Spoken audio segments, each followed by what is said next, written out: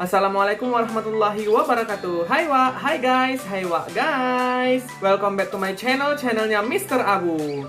Selamat berpuasa untuk wa guysku semua. Masih kuat kalian kan? Masih lah, apalagi nengok videoku ini tambah kuat kalian, iya kan? Oke wa guys, pada kesempatan kali ini aku akan kembali membahas tentang sebuah kasus kriminal pembunuhan anak. Hampir sama seperti kasus yang sudah pernah aku bahas pada video sebelumnya. Namun bedanya pada kasus ini, anak ini harus mati di tangan ibu kandungnya sendiri. Oh my god! Ya udahlah Pak guys, nggak usah banyak kali lah muka dimahnya ya. Langsung aja kita masuk. Ini dia 7 fakta Andrea Pia Yates versi Mr. Abu.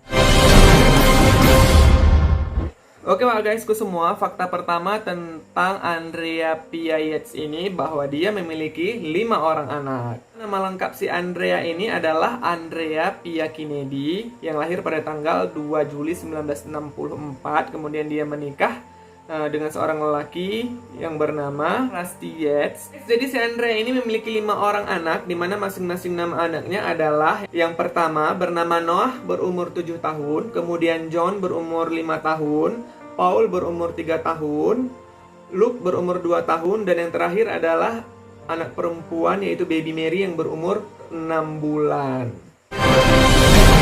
Fakta kedua tentang Andrea Pia Yates ini adalah bahwa dia bekerja sebagai perawat. Jadi wah guys, Andrea Pia Yates ini menyelesaikan program pra-keperawatannya selama 2 tahun di University of Houston. Kemudian wah guys, dia lulus dari Universitas of Texas School of Nursing. Selanjutnya dia bekerja sebagai perawat terdaftar, yaitu pada tahun 1986 sampai dengan 1994 di Pusat Kanker MD Anderson University di Texas, wah guysku semua. Oke wah guys, fakta ketiga tentang Andrea Pia Yates adalah bahwa si Andrea Pia Yates ini terpengaruh isi khutbah dari si Michael Peter, di mana isi khutbahnya itu berbunyi: ibu-ibu yang jahat akan melahirkan anak-anak yang jahat, kemudian ibu-ibu yang jahat ini akan masuk ke neraka, dan anak-anak yang dilahirkan ini juga akan masuk ke neraka. Nah disitulah pertama kali si Andrea Pia Yates ini menjadi paranoid dan ketakutan. Nah guys, kemudian si Andrea Pia Yates ini menjadi ketakutan dan paranoid, jadi dia beranggapan kalau dia ini ibu yang buruk. Isi ampun, aku ini ibu yang buruk, kayak mana lah kalau aku buruk aku masuk neraka. Kemudian nanti kalau aku buruk, anak-anakku juga buruk. Kalau anak-anakku buruk, anak-anakku pun masuk neraka. Itulah yang ada di otaknya guys semua. Oke, fakta keempat guys. Jadi fakta keempat tentang Andrea Pia Yates bahwa dia pernah ingin melakukan bunuh diri. Nah tadi kan dia kan udah paranoid tuh guys. Setelah dia jadi paranoid, dia itu udah nggak bisa lagi ngontrol dirinya sendiri, sampai dia ketakutan sendiri, ketakutan tahap apa gitu guys. Saking ketakutannya guys, dia itu sampai berhalusinasi. Jadi halusinasinya dia itu seolah-olah aktivitas kehidupannya itu ditonton oleh banyak orang. Kemudian ada banyak orang yang berbicara dengan dirinya. Sampai-sampai guys, saking dia nggak bisa ngontrol dirinya sendiri, pernah ketika suatu hari si Rusty, suaminya Rusty Yates, jadi kan suaminya ini kan pergi kerja lah ya kan. Udah pergi kerja, tiba-tiba ditelepon lah sama si Andrea ini. Udah ditelepon disuruh pulang. Kenapa kau? Pulanglah bentar, kata dia kayak gitu kan. What did you say? I just said he was missing. Udahlah, karena si Rusty ini ketakutan, pulanglah dia. Betul, waktu dia pulang, dia tengoklah si Andrea itu gemetaran. Udah gemetaran, gigit-gigit jari dia. Gigit-gigit jari.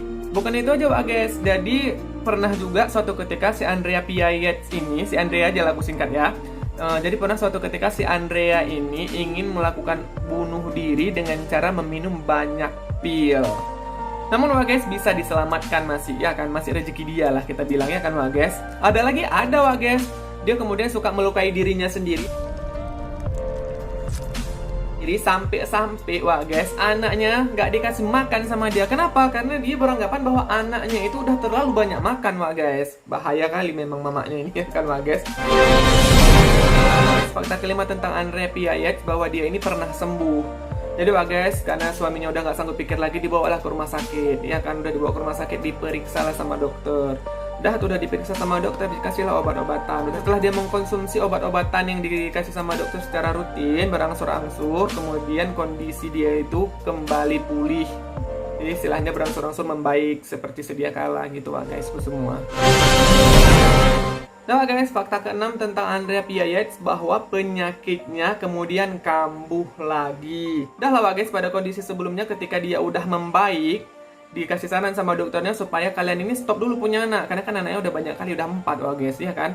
Kalian stop dulu punya anak, kata dokternya. Takutnya nanti kalau si Andrea ini punya anak lagi, kambuh lagi penyakitnya, dibilang dokternya itu, ya kan. Kemudian dibilang sama si Rusty, suaminya, sama si Andrea, siap. Oke dokter, kami nggak akan punya anak dulu. Katanya kayak gitu. Katanya kayak gitu guys. Jadi guys, kemudian kan kehidupan orang ini menjadi membaik, ya kan. Udahlah seperti sedia kala. Tapi tiba-tiba guys, ya kan. Nggak sengaja guys, kebablasan lah orang ini. Hamil lah si Andrea ini anak kelima. Udahlah hamil anak kelima, udah pastilah obat-obatan yang dikasih sama dokternya ini sebagian kan di stop, yang nggak boleh diminum sama wanita-wanita hamil, ya kan. Sampai kemudian lahirlah anak kelimanya. Pas sudah lahir anak kelimanya guys, nggak apa-apa, masih aman, masih aman. Nah guys, penyakit si Andrea ini mulai kambuh ketika ayahnya si Andrea ini meninggal. Dah lah guys, sudah meninggal ayahnya. Dah lah kambuh penyakitnya lagi guys. Sudah dia nggak mau makan, kemudian obat-obatan juga nggak mau diminumnya, dia nggak mau bicara. Dan yang paling parah, ada yang paling parah guys. Yang paling parah, anaknya yang paling kecil, si baby Mary yang masih 6 bulan ini nggak dikasih makan sama dia guys. Bayangkan coba. Dah tuh guys, paniklah suaminya si Rusty ini, ya kan. Dibawalah lagi ke dokter. Tapi karena dia udah takut sama dokter pertamanya, kan udah dibilang sama dokter pertamanya jangan punya anak dulu. Takutnya nanti penyakit istrimu kambuh lagi. Pertama kan iya kan sama dia, rupanya kebablasan ke punya anak. Dibawalah ke dokter lain, namanya dokter Muhammad Said.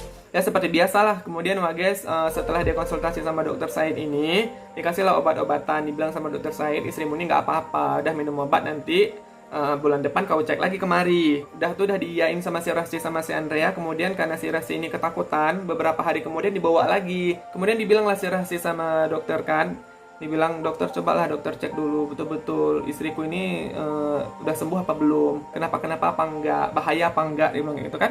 Ya seperti biasa, dokternya bilang nggak apa-apa, konsumsi aja obat yang udah aku kasih. Nanti udah bulan depan kau datang kemari, kita cek nanti perkembangan istrimu kayak mana. Nah guys, saking suaminya si Rusty ini takut kalau si Andrea ini kenapa-napa dan berakibat buruk kepada keluarganya, diteleponlah mamanya si Rusty ini, mertuanya si Andrea, ya kan, disuruh datang, disuruh jaga si Andrea ini kalau misalkan pas dia lagi kerja. Tua guys.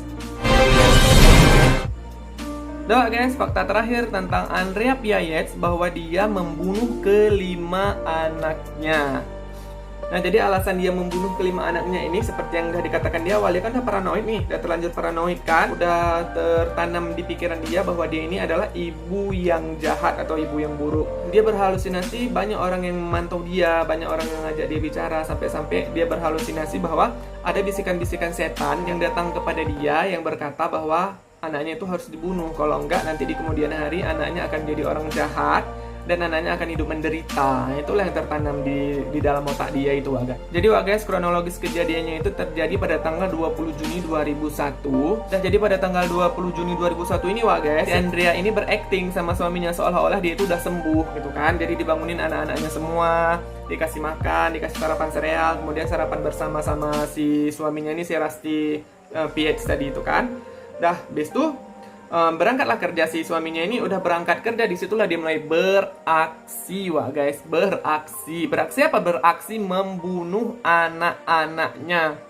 Dah kemudian setelah suaminya ini berangkat kerja, dia pergilah ke kamar mandi, dihidupinlah itu keran air yang ada di bak mandinya itu. Udah penuh airnya guys di bak mandi, udah habis itu dipanggil anaknya satu persatu guys. Dimulai dengan anaknya yang nomor 2 yang itu si John. Dah habis itu dipanggillah sama dia. Dibukainlah baju, habis itu digendong, dibawalah ke bed kan, seolah-olah mau dimandikan. Sampai ke bed kan, dibenamkan guys, ditelungkupkan, dibenamkan, ditekan keras-keras sama dia sampai anaknya ini nggak bisa melawan dan mati lemas di dalam air.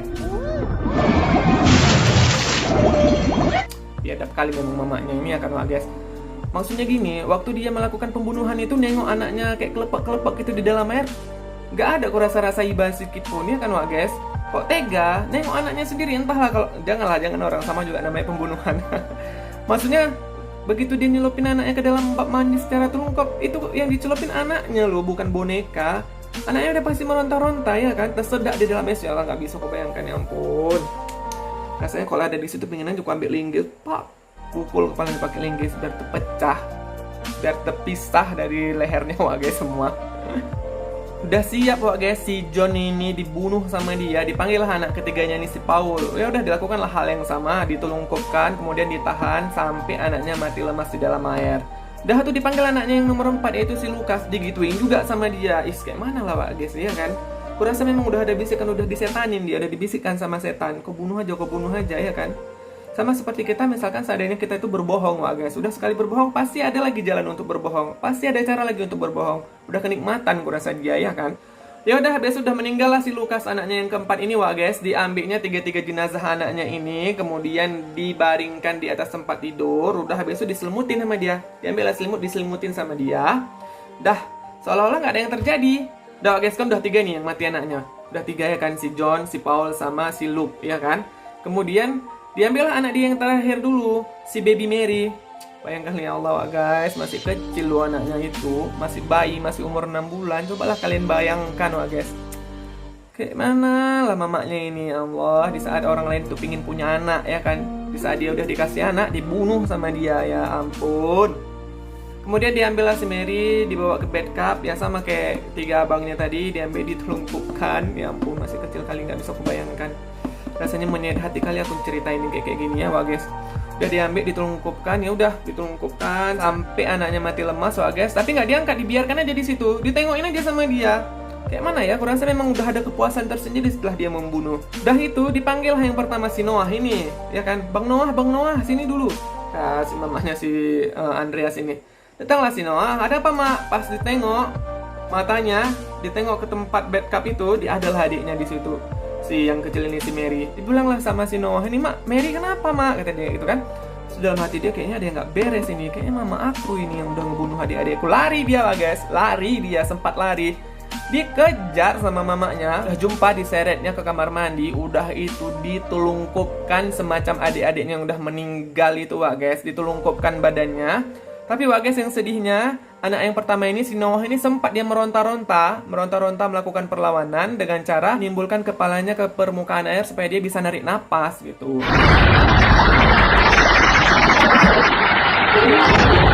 Cobalah bayangkan anak kecil disiksa, dia melawan-lawan meronta-ronta ya kan wah guys. Udah tapi karena dia kalah kekuatan akhirnya meninggal lah si Noah ini wah guys. Udahlah meninggal kelima anaknya ini kan. Yang 3 tadi udah dibaringkan di atas kasur. Diambil yang 2 ini dibaringkan juga di atas kasur. Udah dibaringkan di atas kasur 5-5-nya wah guys. Ditengoklah mayat anaknya ke-5-5-nya itu. Gak ada penyesalan dalam diri dia wah guys. Ditengokin anaknya. Apa coba yang dibilang? Maaf. Cuma dibilang maaf toh wah guys. Gak ada rasa bersalah sikit pun gak ada. Udah lah guys, setelah itu udah kejadian itu, udah dibunuh anaknya kelima, udah ditengok, udah minta maaf dia sama anaknya. Memang biadab kali mamanya ini. Udah minta maaf, ditelepon suaminya. Bang Rusti, kata si Andreas ya kan wah guys. Ada apa dek? Pulanglah kau bentar bang, kata si Andreas ini sama si Rusti. Si Rusti ini udah dengar kayak gitu, udah gak enak perasaan dia, takut kenapa-kenapa ya kan. Ada apa? Coba dulu kau cerita, dibilang sama si Rusti ini sama si Andrea. Dibilanglah sama si Andrea, aku sudah melakukannya. Terkejut batin si Rusti wah guys, udah terkejut, dibilang yang mana? Udah tahu dia maksudnya arahnya itu kemana.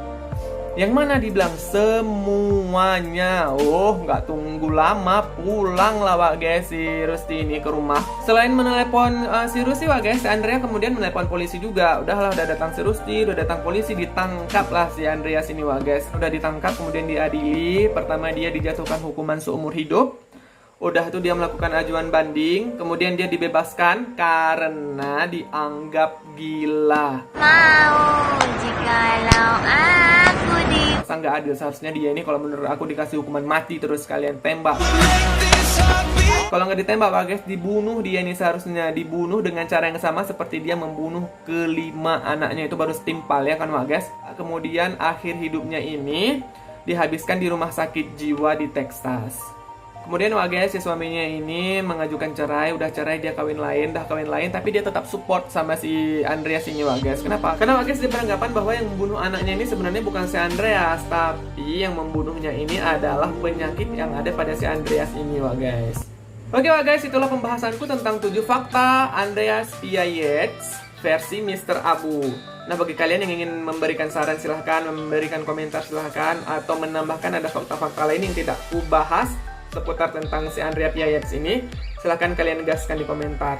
Oh ya guys, aku juga pengen tahu. Cobalah kalian buat dulu di komentar pendapat kalian tentang si Andrea PIX ini kayak mana. Ya kan, jangan aku aja lah yang berkuar-kuar. Capek aku guys. Enggak lah, nggak capek. Nggak capek aku guys, betul nggak capek aku nggak.